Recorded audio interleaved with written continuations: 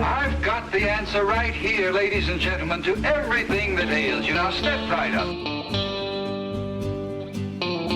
One who quacks like a duck about his salves and remedies. The cruel practice of making money on people's worries feared throughout the years as quackery. I said cured of backache, nervousness,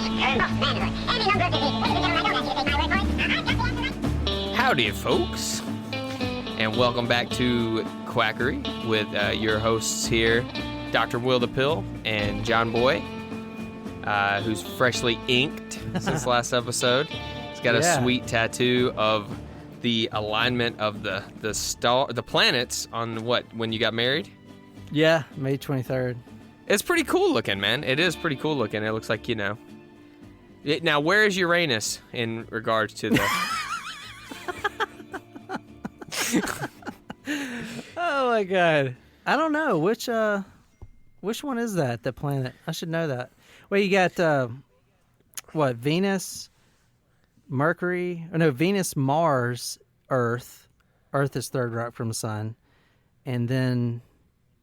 Well, I don't know, Mercury's first, then Venus. So Mercury, Venus, Earth, Mars, Saturn, Jupiter, Uranus, Neptune, and then formerly Pluto. I think that's right. Pluto is not considered a planet anymore, which sucks. Yeah, apparently there's bigger stuff that's out there, even than Pluto. Like Pluto is like basically just a speck floating around way out there. But I think it still deserves it. Yeah, Mickey Mouse's dog. We grew up with that, man. Yeah. Hell yeah. Yeah, man. Hey, do you ever think about this? My kid is getting old enough to watch those Mickey Mouse now. And Goofy is a dog and Pluto is a dog, but Goofy can talk and Pluto is just a dog. Really? I've never watched it, man. I don't know. It's weird. That is weird. Man. And Donald Duck, like, he can't talk right, but then his girlfriend, Daisy, man, she just talks just fine. He's all, all crazy and shit. So this week we are doing Dr. Williams' Pink Pills for Pale People. And I didn't know anything about this one. I thought, it's a funny name, for pale people. We got a lot of pale people now. Everyone's staying inside because of COVID. But John, have you heard of these before?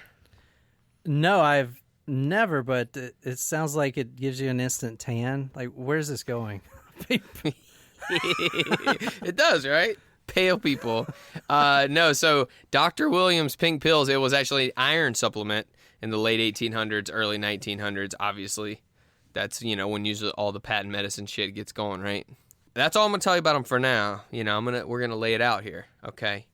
So, who is Dr. Williams, right? So, Dr. Williams was just a brand name. So, the pills are actually... So, a guy named Dr. William Jackson... So his first name was William. He actually made the Pink Pills recipe, but a gentleman named George T. Fulford, who's going to be basically the focus of this episode, he bought the recipe 4 years after it was invented, and he got it in 1886.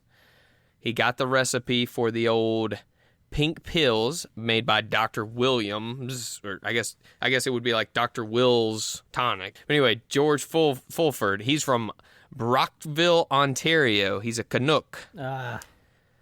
He's an interesting dude, though. So he was a senator. He became a senator in Canada in 1900, and he actually became the first Canadian ever to die in a car crash in 1905.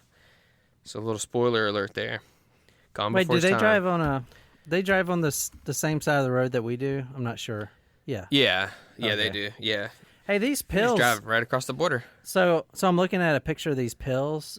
They're circular pills. Mm-hmm. They look like candy. Yeah. Candy. Actually, the term pill is actually means a hand rolled medicine. So like the pharmacist would actually roll the pills up, but these are also coated.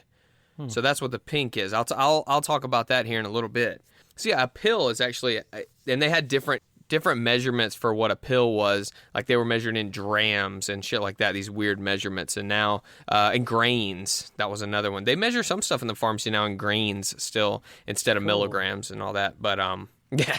So even though, someone will say, I need to take my pills. Well, they're taking their tablet or their capsule, but it's just stuck. Pill, it was rolled, hand rolled. So they're not all perfectly shaped, but they would weigh them and then hand roll it. So it was like a, sort of round or oblong like that. Yeah. So right here, we're gonna actually listen to a little something from our friend here across the pond, Quack Quack Pond. Over in England, the Quack Doctor, again, wanted to comment on this one. She has a cool article on her website about this. You can go check out about the pink pills, but she had some more information that wasn't even on her website.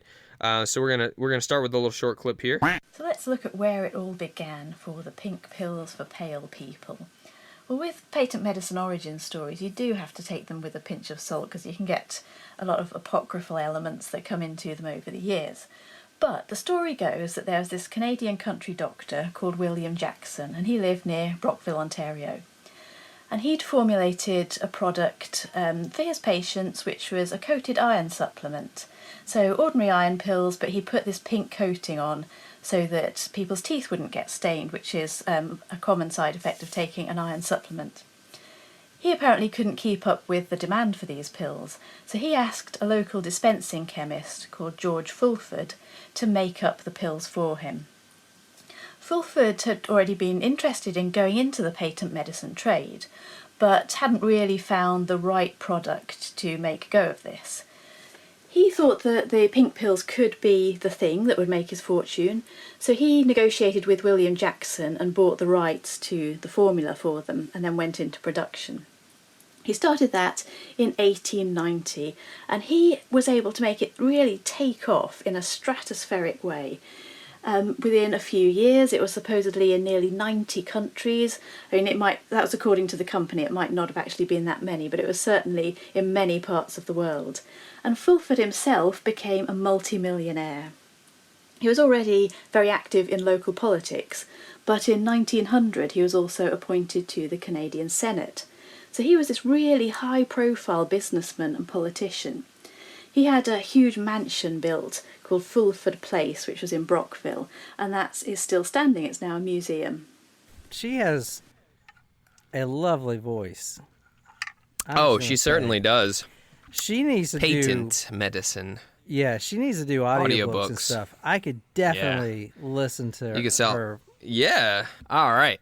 So, as we heard from the Quack Doctor there with her lovely voice, Fulford was the man with this. He had been wanting to get into patent medicine for a while, and this was finally the thing he got.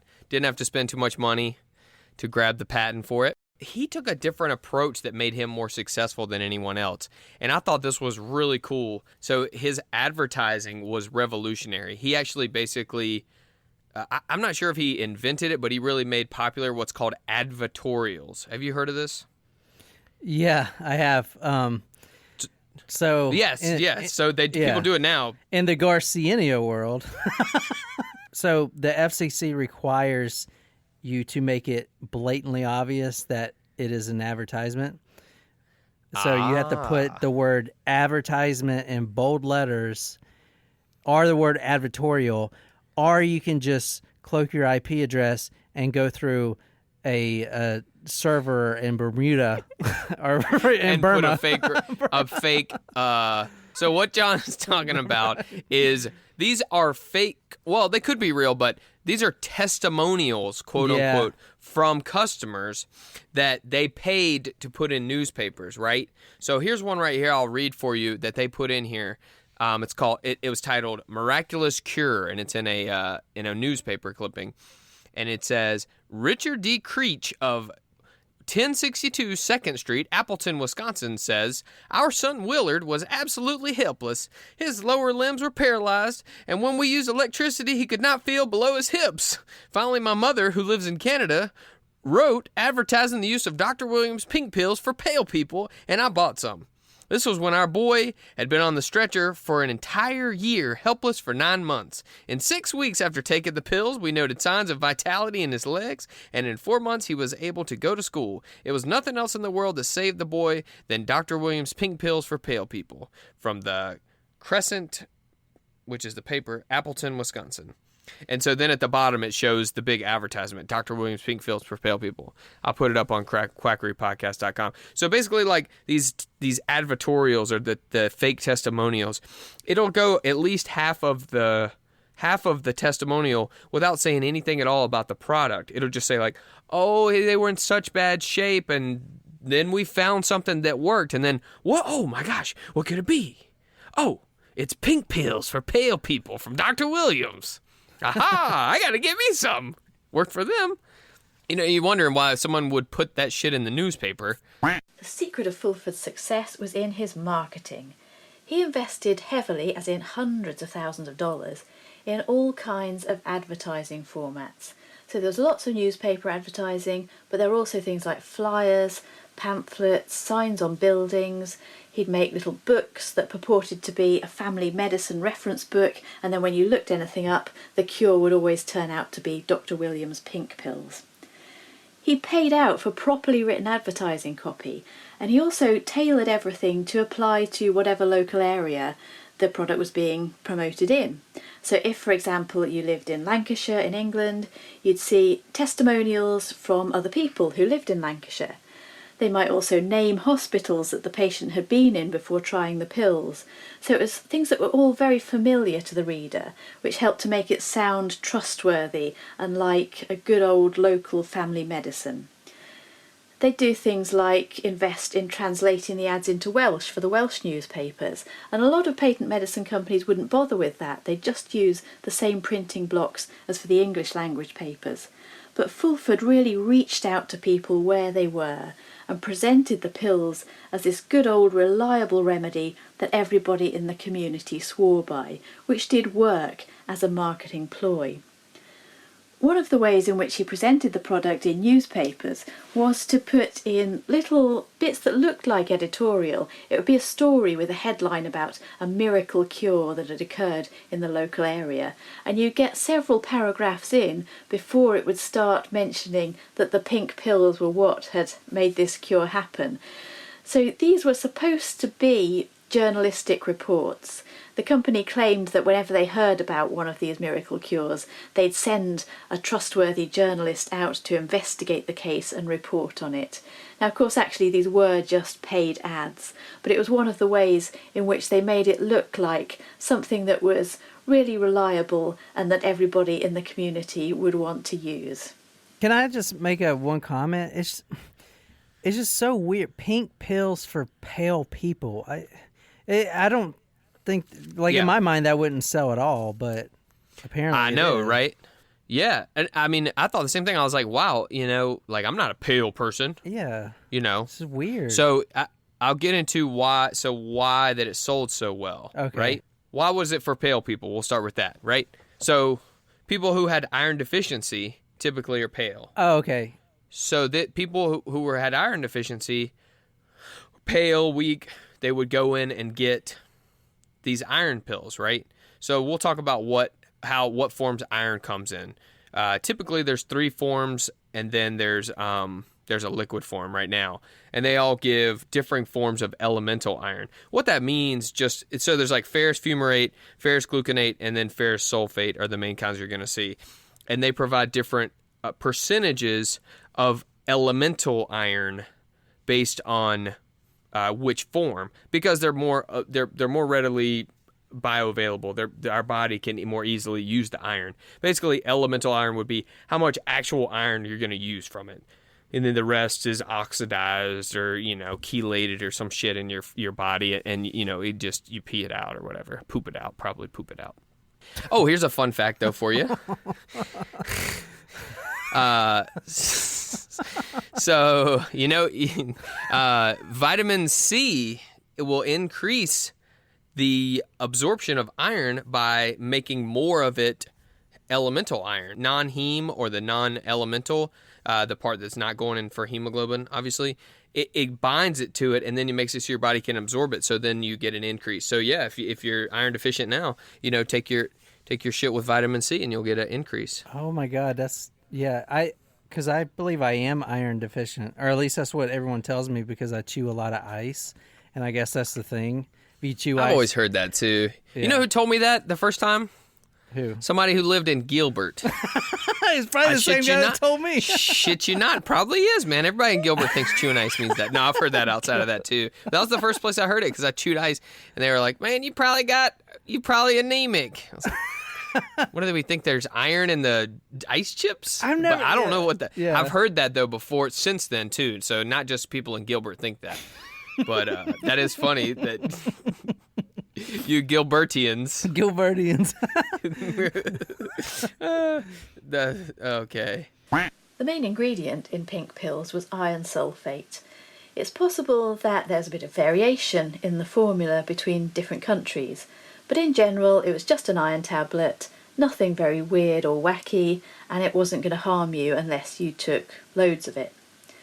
We were talking about iron tablets in the episode a few weeks ago about drinking blood, and saying how if somebody does have anemia or is just slightly deficient in iron, then a pill like this probably will make them feel better. An iron deficiency is really common, particularly in women. During the pink pill's heyday, there'd be a larger proportion of women spending a larger proportion of their lifetime pregnant.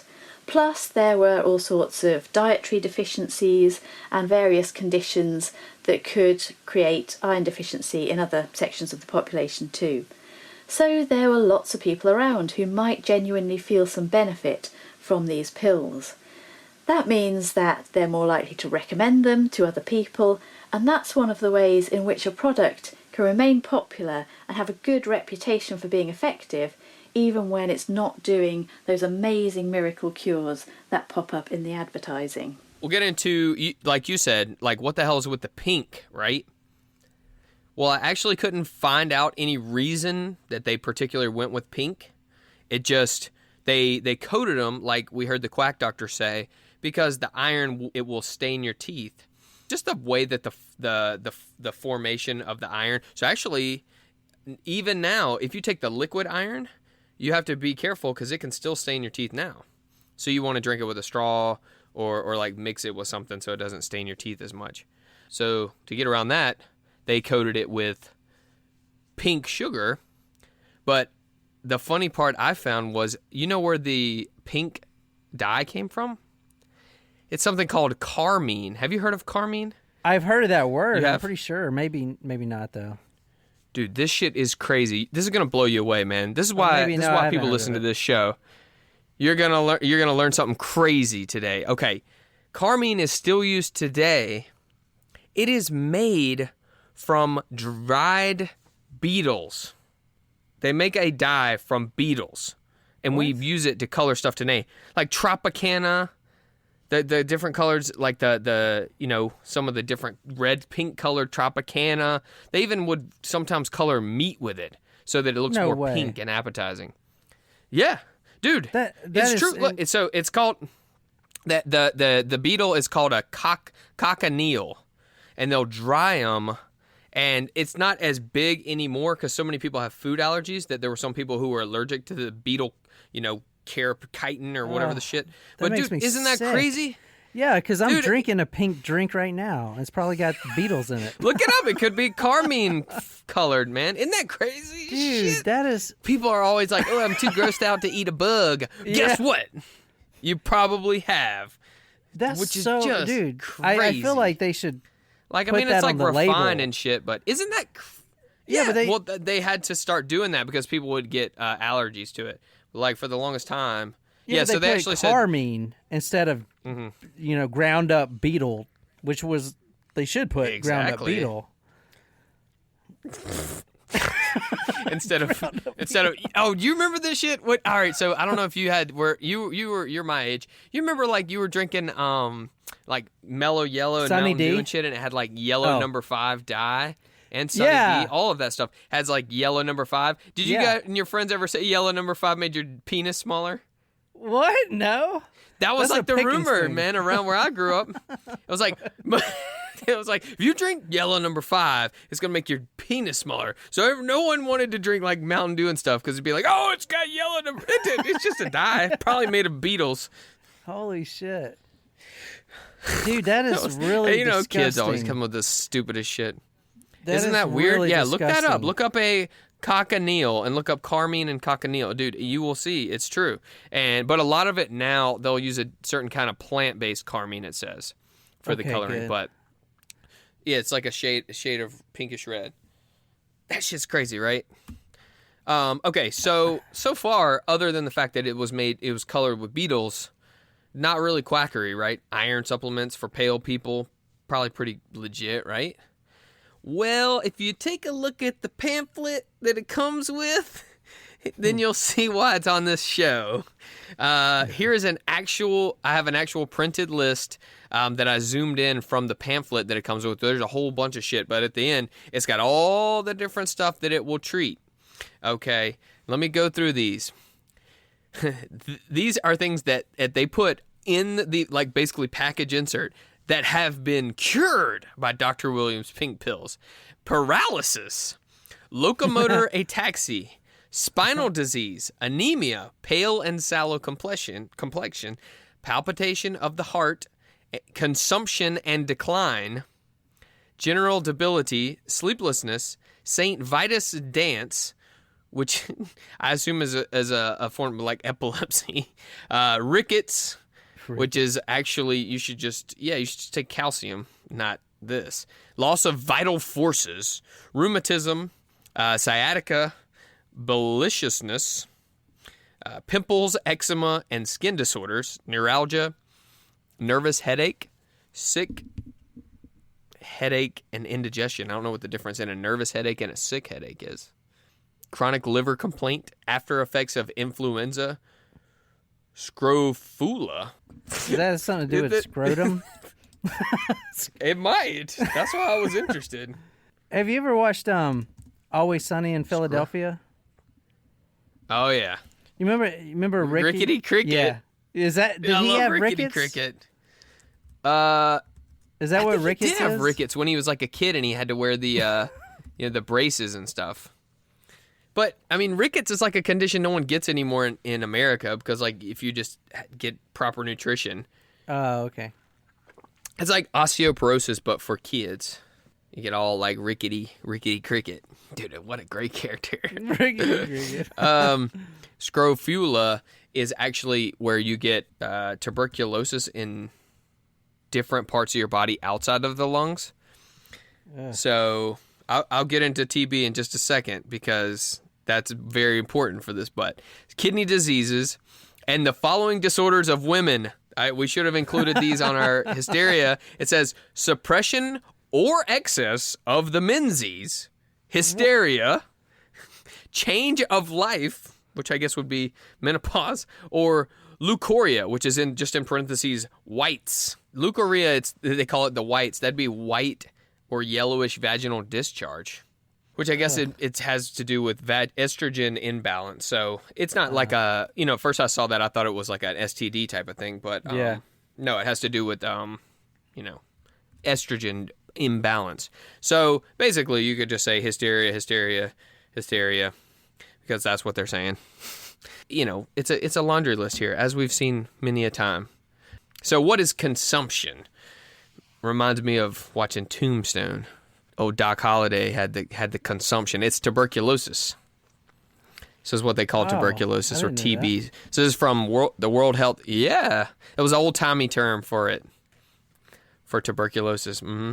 So this is from the World Health Organization. Tuberculosis or TB is caused by the bacteria Mycobacterium tuberculosis, and most often affects the lungs. Although, like we just said, with the scrofula, it can infect other parts of your body.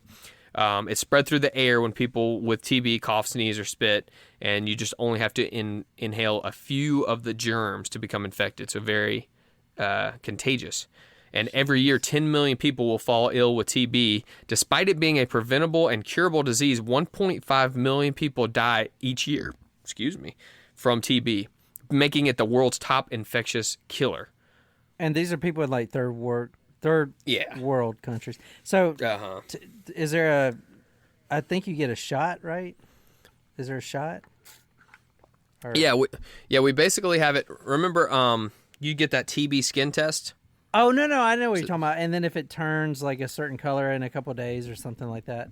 We used to get it in the you have Army. to go back. That just shows if you have a reaction for it. But basically, they'll just quarantine you away from everyone else.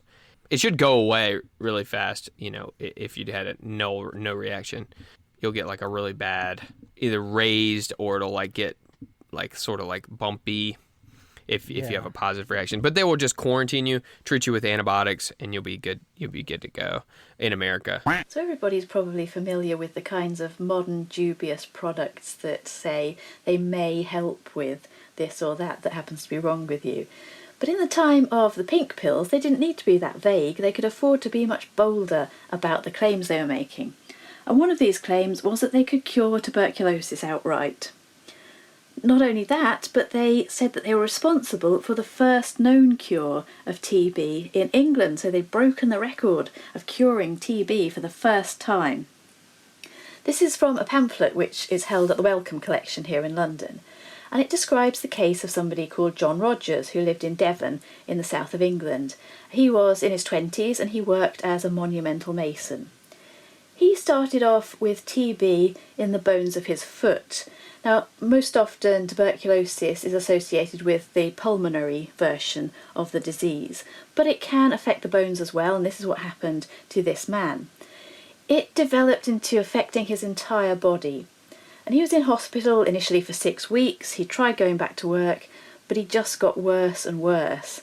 Ended up back in hospital for another 3 months, and by this point the doctors and everybody else had more or less given up hope on him. He then happened to see an advertisement in a paper for Dr. Williams' pink pills. So he managed to get hold of some and started taking 3 pills a day. Now supposedly, after 5 days he was able to get out of bed, another 2 days, and he was walking around town. And soon he was back at work doing his 10-hour days as a stonemason, ironically making the inscriptions on other people's gravestones. So that was a fate that he'd managed to avoid, but perhaps those people had not taken enough pink pills. So that's the kind of dramatic cure that these pills were supposed to be able to effect. And the company produced vast numbers of similar stories and testimonials to try and convince potential customers that these pills really could help them too. That's really what got pink pills on the radar of quackery, and some people started coming after them because, obviously if you're just making them for pale people, you're going to be fine because they will work for anemia. But here's the reason why they became popular is because a lot of people, it's very common for people to be anemic. A lot of people maybe were malnourished, so they took these and they felt a lot better. So they may not have even known they were, iron deficient. So they took this and collaborated all these damn things, and these were from testimonials where people had no idea what was wrong with them, and they said, whoa, here we go, I just got cured of scrofula.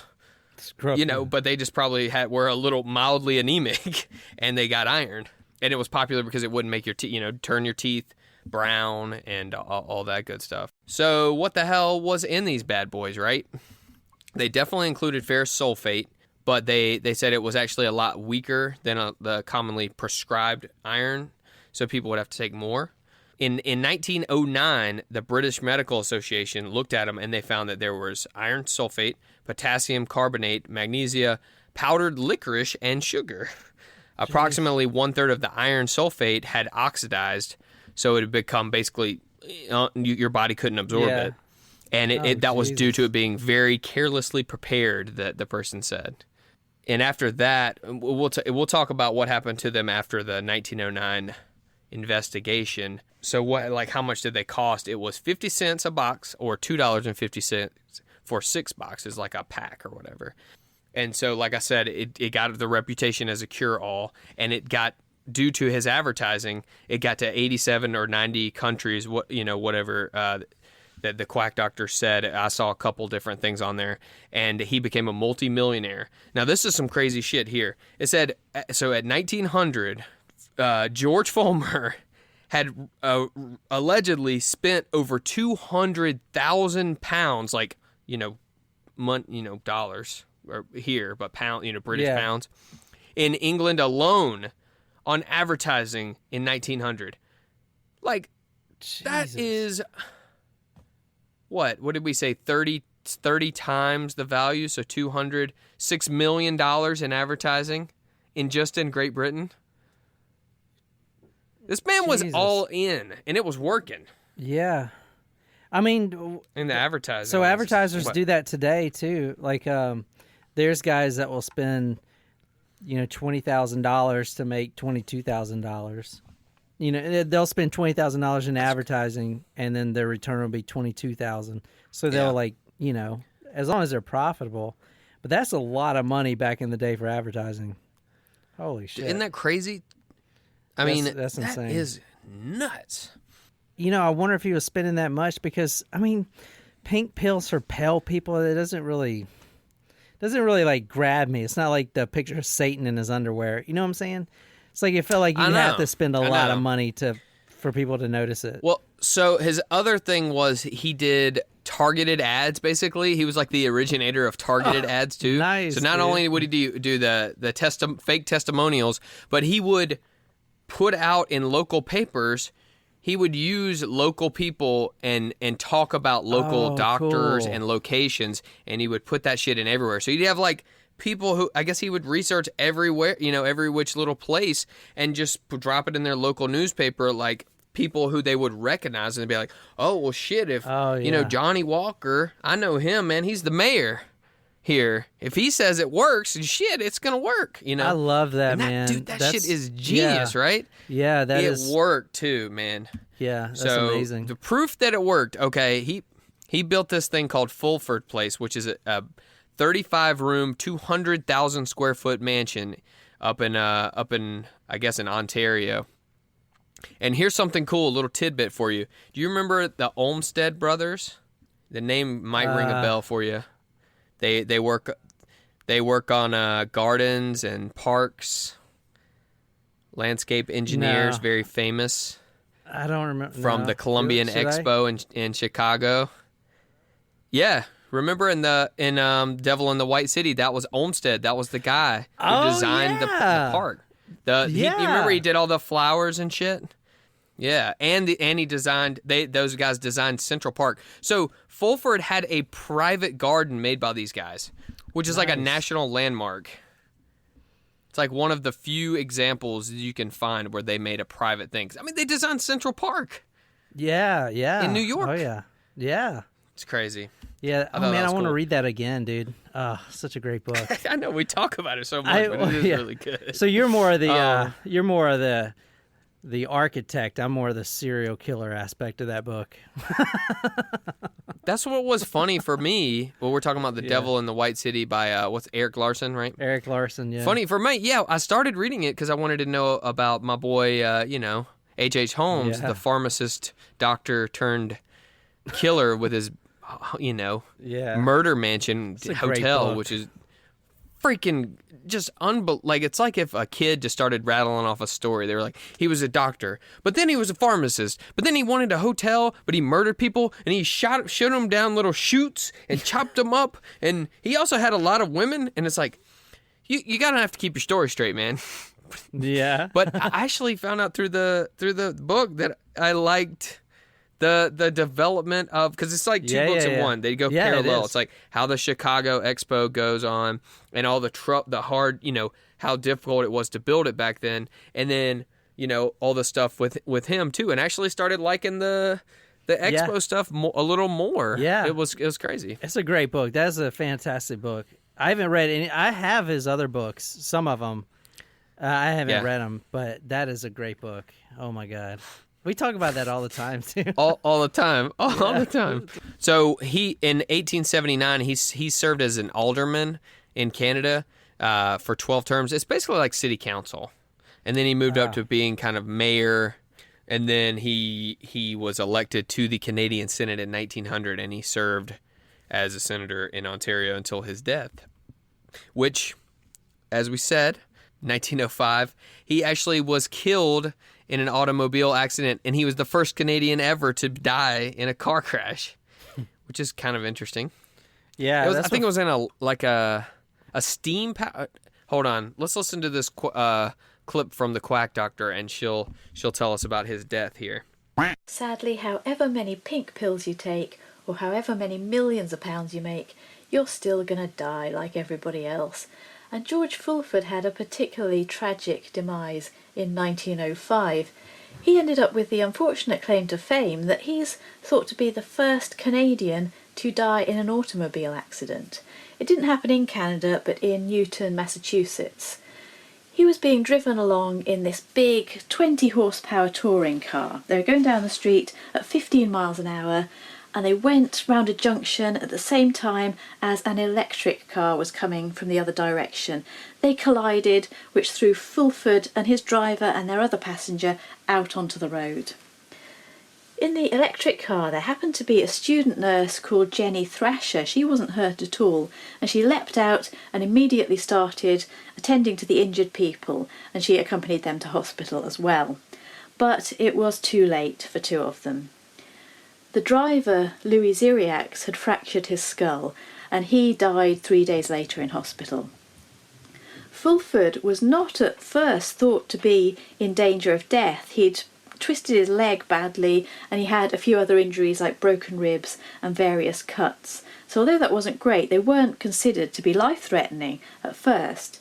But it does seem that there were some internal injuries as well that weren't immediately obvious, because he died a week after the accident at the age of 53. The surviving passenger of the car was Fulford's business associate, William Hanson. He was running the US branch, but he then took on the rest of the company as well. So although Fulford was no more, the pink pills did live on beyond his death. So he's telling people that it works for TB, right? He's telling people that it works for hysteria. He's telling people that it works for damn everything under the sun, right? Nervous headaches and neuralgias and chronic liver complaints and scrofula and loss of vital functions, right? It's a cure-all. So as a cure-all, it's obviously not curing all that stuff. It will work somewhat for anemia. Like we said, it's already not as effective as it should be because it was carelessly prepared. It was already weaker than normal iron supplements, but it was more popular because of the incredible advertising and the coding, and just kind of caught on. Well, as we know, in America at least, 1906 is when the Pure Food and Drug Act came out. Well, he died in 1905 in a car crash, so he never got in trouble for anything. Made his money, cashed out his chips, I guess, when he was too young. But so then 1909 they had the analysis. Like I told you what was in it. They started tinkering with the formulation. His son, the second, he took over the family business with some other businessmen.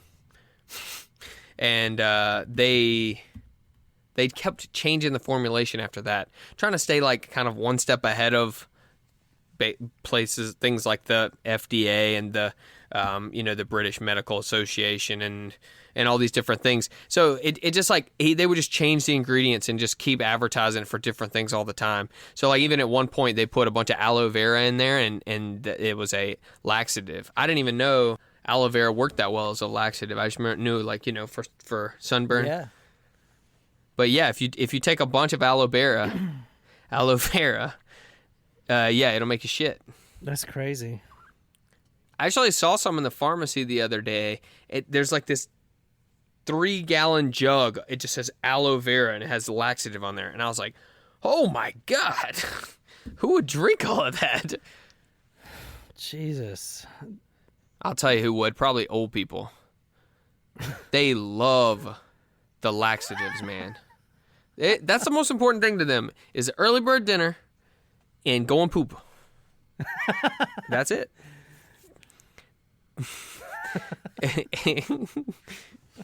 And watching Murder, She Wrote. Yeah. So it actually was on the market. The pink pills for pale people was on the market up until 1970. And the company was around until the 80s, until they shut that down. That's insane. Fulmer's company. Yeah, man. So I thought that was an interesting one. Not a terribly long story, but pretty interesting with Fulmer and his advertising and the pink pills for pale people with a very catchy name. You can eat some bugs and keep your teeth from being stained, right? You have any questions on this one? I don't have any questions, but I just want to say that, as a former advertiser myself, I mean, the fact that he was getting the advertorials, the people from whatever region, that is amazing. I mean, he was basically doing what we do digitally now, and he was the first to do that. Exactly. I mean, that's what I was thinking too. I was like, he's a pioneer. Unbelievable, right? That's what that's what we allow Apple and Facebook and shit to do to us now. Yeah. You know, just talk about something and just around your phone and just Crazy, wait, and then it'll pop up for sale for you on Instagram. But I guess with that's going to be pink pills for pale people. Thank you so much to the Quack Doctor again for all her help on this one. She was fantastic. So much information. Her website's great. Go check that out, quackdoctor.com. She's got a book too. You'll find the link on there. So for Will the Pill and John, if this episode really quacked y'all up and you want to support the crew, head on over to quackerypodcast.com/join. Become an official Quackhead. Make sure and hit the subscribe button. Follow us on social media, Facebook, Twitter, Instagram. Check out all the pictures from the show on quackerypodcast.com. Rate and review us on Apple Podcasts. It makes such a big difference. Tell your friends. And as always, folks, you got to keep calm and quack on.